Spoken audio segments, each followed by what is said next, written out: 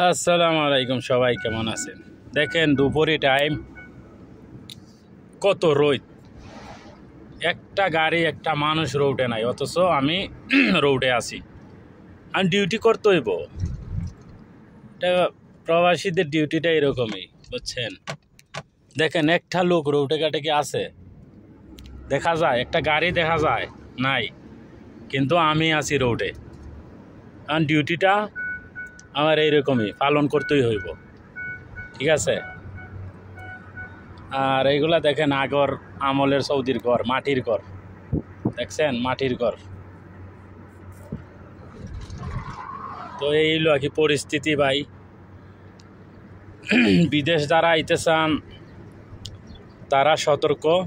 এটাই বলতে চাই যে যদি ধৈর্য রাখতে পারেন তাইলে বিদেশ আসেন, আইসা বিদেশ করতে পারবেন। আর যদি ধৈর্য হারা হয়ে যান, মেজাজ হারা হয়ে যান, তাহলে বাইকা বিদেশ আসার দরকার নাই।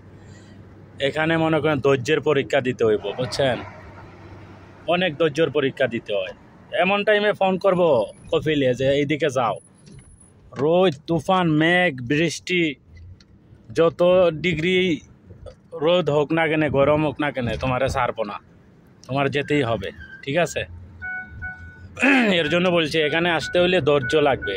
ধৈর্য ছাড়া মনে করেন প্রবাসে থাকাও সম্ভব, ঠিক আছে? তো ভালো থাকেন সবাই।